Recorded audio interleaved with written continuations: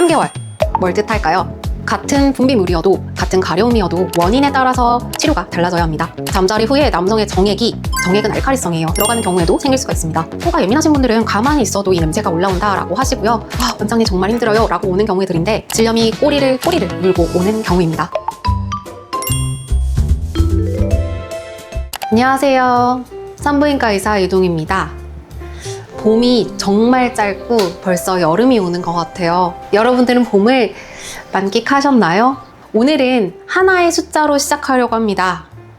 3개월. 뭘 뜻할까요? 진료실에서 만성 질염으로 오시는 분들이 집에서 혼자 참으신 평균 기간입니다.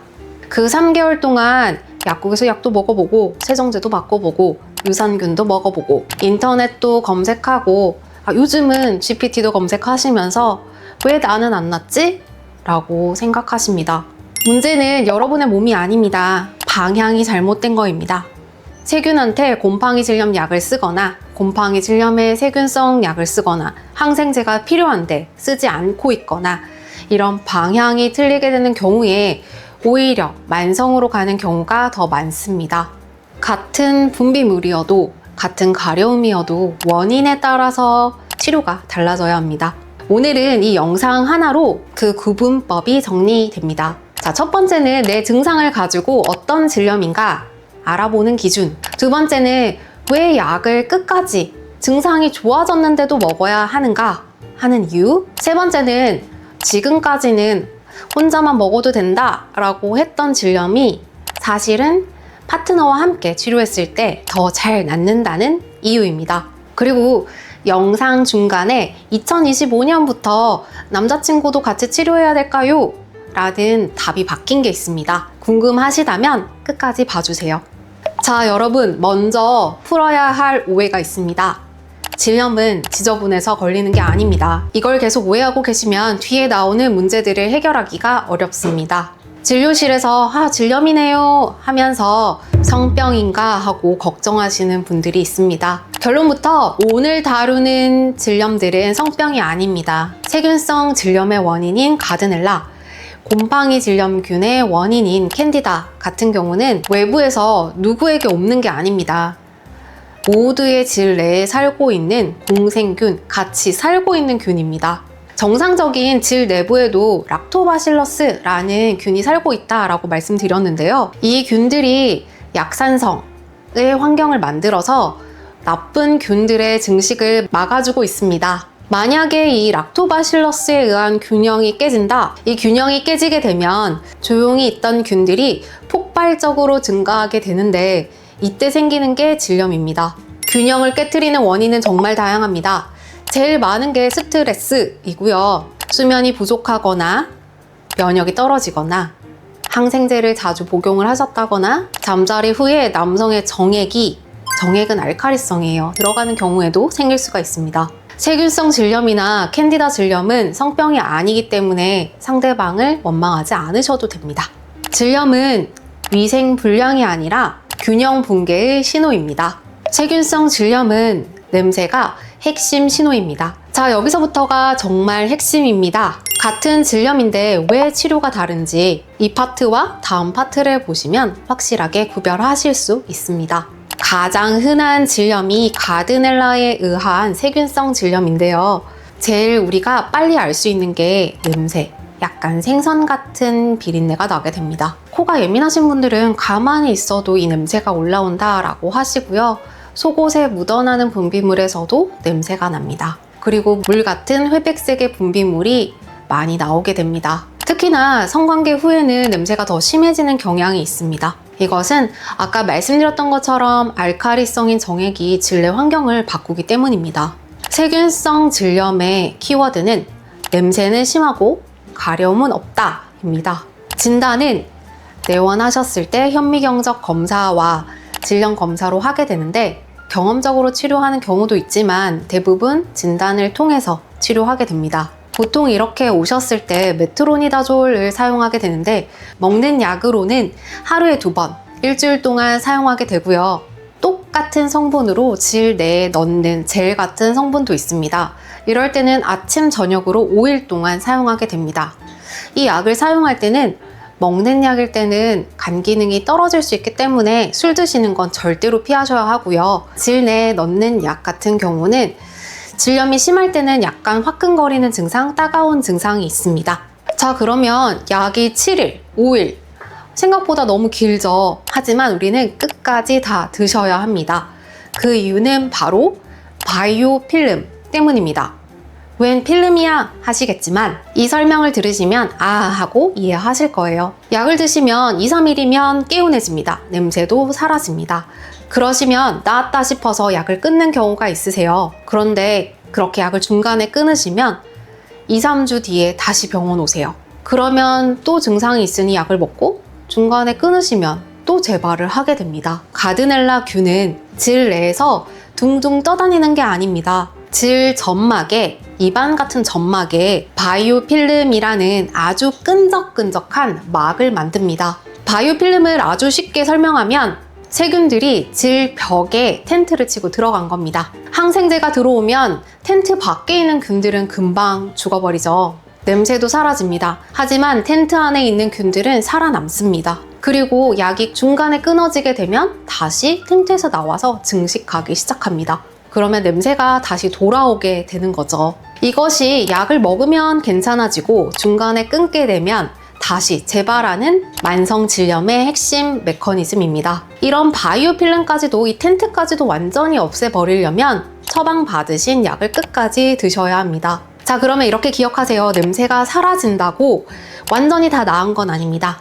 다음은 곰팡이 질염, 캔디다 질염입니다. 급성 질염일 때 가장 많이 오는 것 중에 하나인데 원인도 치료도 완전히 다릅니다. 어떤 느낌이냐면 미친 듯이 가렵습니다. 특히나 밤에 잠을 못 잘 정도로 가렵고요. 분비물은 치즈 같은 분비물이라고 알려져 있지만 사람들마다 조금씩 다릅니다. 흰색, 노란색, 심하면 초록색이 되기도 해요. 자, 그러면 이 표 하나만 기억하시면 됩니다. 포인트를 짚자면 세균성 질염은 냄새, 캔디다성 질염은 가려움입니다. 이렇게 간단하게 생각되지만 사실은 혼자서 알기는 힘들기 때문에 자가 진단은 산부인과 학회에서는 권하지 않습니다. 곰팡이 질염일 때는 한 번만 약을 드시면 되는데 프로코나졸 150ml를 한 번에 먹게 됩니다. 이것도 먹는 약도 있고요. 질 안에 넣는 질정도 있습니다. 5번째는 이 두 가지 질염들이 번갈아 가면서 오는 경우입니다. 세균성을 치료했는데 칸디다가 오는 경우죠. 이 파트가 바로 진료실에서 원장님 정말 힘들어요 라고 오는 경우들인데 질염이 꼬리를 물고 오는 경우입니다. 많은 분들이 이러한 경우에 항생제를 먹으면 유익균이 죽어서 라고 알고 계십니다. 맞는 말이에요. 하지만 조금 더 알고 계시면 좋은 것들이 요건 2024년 논문을 참고한 내용입니다. 세균성 질염 자체가 질 내의 미생물 균형을 완전히 붕괴시켜 버리고요. 면역을 떨어뜨립니다. 그래서 캔디다균이 살기 좋은 염증성 환경을 만들게 됩니다. 즉 항생제로 인한 영향뿐만이 아니라 세균성 질염 자체가 곰팡이 질염의 원인이 되기도 합니다. 그래서 이 악순환을 끊기 위해서는 처음부터 제대로 치료를 하셔야 합니다. 자가 치료를 하게 됐을 때 가장 문제가 계속해서 번갈아가며 질염이 생기게 되는 것입니다. 그래서 만성이 되는 겁니다. 6번째예요. 이번에 오프닝에서 예고한 파트너도 함께 치료하는 게 좋다라는 이야기를 해볼 텐데요. 예전에는 질염에 걸렸을 때 남자친구도 같이 약 먹을까요? 라고 물어보면 아니요 이건 공생균이 있고 혼자 먹어도 됩니다 였는데 2025년 논문에 따르면 같이 치료하는 게 좋다라고 나왔습니다. 기존의 답은 아니었지만 2025년 3월부터 그 답이 바뀔 수 있다라고 나왔습니다. 지금까지 저도 그렇고 산부인과 의사 선생님들은 세균성 질염은 성병이 아니다. 남자친구는 치료하지 않아도 된다 라고 했었는데 의학은 계속해서 발전하고 새로운 논문이 나옵니다. 2025년 3월 세상을 놀라게 한 논문이죠. 세균성 질염을 앓는 여성분들이 남성 파트너에게 메트로니다졸과 음경 피부용 클린다마이신 크림을 처방을 했을 때 여성이 단독으로 치료한 것보다 같이 치료를 했을 때 재발률이 60%나 감소했습니다. 이것은 소규모 파일럿 연구가 아니고요. 의학 분야에서 굉장히 신뢰성 있는 논문에 실린 연구입니다. 물론 어쩌다 한 번 또는 잠자리와 상관없이 생긴 질염에는 파트너의 치료가 필요하지 않습니다. 하지만 1년에 몇 번씩 계속해서 세균성 질염이 나온다라고 하는 경우에는 이제는 파트너와 함께 치료를 하는 게 재발성 질염의 치료 패러다임이 바뀌고 있습니다. 자, 다음은 치료 이야기를 했으니 예방 이야기를 해볼 텐데요. 지난번 영상과 연결됩니다. 더 하는 것이 아니라 덜 하는 것인데요. 첫 번째는 질 안쪽에 세정하지 말라고 말씀드렸고요. 두 번째는 처방받은 약을 끝까지 드셔야 합니다. 세 번째는 우리 질 내에 면역을 지켜주고 있는 락토바실러스 유산균을 꾸준히 복용하시는 겁니다. 이건 치료하는 약이 아니기 때문에 유산균을 먹자마자 갑자기 모든 것이 깨끗하게 치료되진 않습니다. 하지만 면역을 높이고 재발률을 낮추는 데 도움을 줄 수 있습니다. 네 번째는 당분 줄이기입니다. 생각보다 먹는 게 캔디다 질염과 연관성이 깊습니다. 곰팡이 질염이 가장 좋아하는 것 중 하나가 당분입니다. 빵이나 케이크, 단 성분들을 줄이는 것만으로도 재발률을 낮출 수 있습니다. 실제로 저희 진료실에 오신 분 중에 너무 곰팡이 질염이 심하시고 외음부까지도 가려움증이 심하셔서 혈액 검사를 같이 해본 분이 있습니다. 그분은 정말로 당뇨가 나왔어요. 다섯 번째는 면소곤 그리고 통풍입니다. 이제 여름이 오고 있죠. 여름이 올 때 습기 차거나 너무 더울 때 가려움증이 생기고 곰팡이 질염이 이어오는 경우가 있습니다. 합성 소재의 속옷이나 꽉 끼는 옷 같은 경우는 곰팡이 질염의 원인이 될 수 있으니 주의하세요. 가드넬라 양성이라는데 성병인가요? 엄연히는 성병이 아닙니다. 질 내에 살고 있는 균 중에 하나가 가드넬라라는 균인데 평소에는 STD 검사를 해도 검출이 되진 않아요. 아주 적기 때문에. 근데 면역이 떨어지거나 또는 아까 말씀드렸던 여러 가지 원인에 의해서 갑자기 많이 증식하게 되면 증상도 나타나고 검사에서도 검출이 되게 돼요. 보통 약 먹으면 2, 3일만 먹어도 괜찮아지던데 그때 그만 먹어도 되나요? 안 돼요. 안 됩니다. 2, 3일만 드시면 아까 말씀드렸던 바이오필름까지 파괴할 수가 없기 때문에 조금 있으면 또 재발해서 오세요. 질염도 그렇고 저희 많이 오시는 것 중에 하나가 방광염이 있거든요. 방광염도 끝까지 드셔야 돼요. 증상이 사라지더라도 계속 남아있는 경우가 있거든요. 그렇게 살아있는 균들이 강해져서 내성이 생기는 거라 끝까지 다 드셔야 돼요. 저는 재발이 잦은데 남자친구도 약 먹어야 하나요? 남성에게도 원인이 있을 수 있나요? 이게 더 궁금했어요. 남자친구분한테 사는 균은 아니거든요. 세균성 질염이. 근데 이제 서로 왔다 갔다 하는 경우에 동시에 치료했을 때 재발을 좀 낮출 수가 있고 이게 여성분들이 가지고 있는 균에 의해서 남성분들도 요도염이라든지 증상이 나타날 수가 있어요. 그리고 증상이 없더라도 남성분이 이렇게 무증상으로 가지고 있는 경우들이 있거든요. 그거를 같이 치료했을 때 좀 더 이제 서로 왔다 갔다 하는 것들을 낮출 수가 있어요. 그래서 같이 먹자. 세균성 질염 치료했더니 바로 캔디다가 왔어요. 왜 그런가요? 맞아요. 이게 쉽게 이해하기 위해서 항생제 먹으면 좋은 균들도 다 없어지기 때문에 그러고 나서 이제 곰팡이 질염이라든지 나쁜 균들이 더 잘 살 수 있는 환경이 된다라고 설명을 드렸는데 그것도 있지만 이제 세균이 있게 되면은 세균 자체가 본인들이 더 잘 살기 위해서 질내 환경을 세균이 살기 좋은 환경으로 바꿔버려요. 근데 그 환경이 곰팡이도 살기가 좋아요. 면역도 떨어져 있고 염증성이기 때문에. 그래서 같이 잘 와요. 이 만성이라는 단어가 사실 좀 애매한 것 같은데 어느 정도면 만성질염이라고 얘기할 수 있을까요?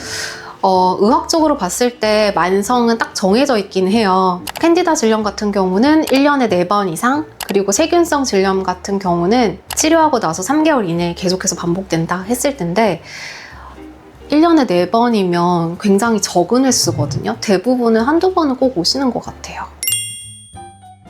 오늘 영상을 한 문장으로 정리하면 질염의 원인을 알고 제대로 치료하자입니다. 같은 분비물, 같은 가려움이어도 치료 방법과 원인이 다를 수가 있습니다. 자가 진단으로 치료하시다가 오히려 진단이 늦어지고 만성으로 가는 경우도 있습니다. 약은 증상이 사라져도 끝까지 드시는 거고요. 재발이 반복되면 혼자 버티지 마시고 꼭 병원에 내원해주세요. 자, 무엇보다 질염은 지저분해서 생기는 질환이 아닙니다. 균형이 깨져서 생기는 질환입니다. 그 균형을 되찾기 위해서 혼자가 아니라 저와 함께 노력해 가시면 좋겠습니다. 오늘 영상이 도움이 되셨다 하시면 좋아요, 구독 눌러주시고요. 궁금한 점은 내원해서 말씀해 주세요. 지금까지 산부인과 의사 이동이었습니다.